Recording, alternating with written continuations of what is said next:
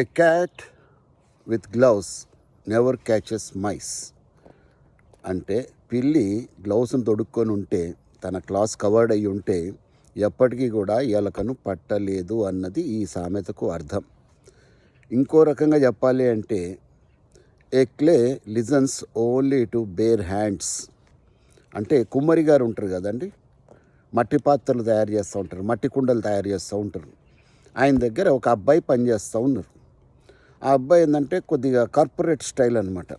ఆయన గ్లౌజులు వేసుకొని ఆ బురద మట్టిని తీసుకొచ్చి దాన్ని పిసికి, అంటే చేతులు ఖరాబ్ అవ్వద్దనేసి పాత్రలను తయారు చేయడానికి, కుండలను తయారు చేయడానికి ట్రై చేస్తున్నాడు. అది తిరుగుతున్నప్పుడు ఆ గ్లౌస్ అడ్డంకి అయిపోయింది, అయినా కూడా వదులుతలేడు.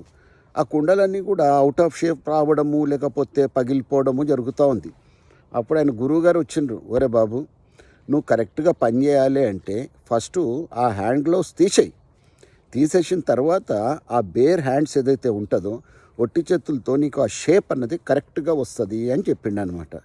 ఆ ప్రకారం అబ్బాయి ట్రై చేస్తే అద్భుతమైన షేప్లో కుండలు తయారైనాయి. దీన్ని బట్టి జీవిత పాఠం ఏం నేర్చుకోవాలి? Don't be overly protected. ఇప్పుడు చూడండి, కొన్ని విషయాల్లో మనం చాలా ఓవర్ ప్రొటెక్టివ్గా ఉంటాము. నాకు ఏసీ ఉంటేనే క్లాస్ చెప్తాను, చెమట పడితే నేను పని చేయలేను, నేను 1 అవరే కష్టపడి పని చేయగలను, లేకపోతే ఒక ప్రాక్టీస్కి వెళ్ళాలి అంటే అర్ధగంటకు మించి నేను చెయ్యలేను. ఇలాంటివన్నీ కండిషన్స్ పెడతా ఉంటారు కొంతమంది. కొంచెం పానీకి లే కొంచెం కర్నా పడతా హే, ఏదో చెయ్యాలి. ఊరికనే సక్సెస్ రాదండి. Success is always painful.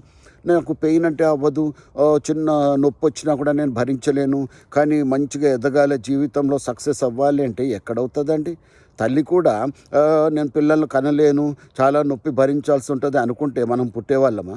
కాబట్టి మిత్రులారా, గుర్తుపెట్టుకోండి, ఓవర్ ప్రొటెక్టివ్గా ఉండడము, కంఫర్ట్ జోన్లో ఉండి పని చేస్తా అనడము, ఈ ప్రకారం ఉంటేనే పరిస్థితులు కలిసి వస్తేనే నేను పని చేస్తాను, చేయగలను అనటము లేదు. అననుకూల పరిస్థితుల్ని కూడా ఎదుర్కొని ముందుకెళ్ళినప్పుడే మన జీవితంలో ఒక సక్సెస్ అనేది సాధించగలము, మన గమ్యానికి చేరగలము అన్న సత్యాన్ని ప్రతి వ్యక్తి కూడా గుర్తించుకోవాలి, ముఖ్యంగా యువత.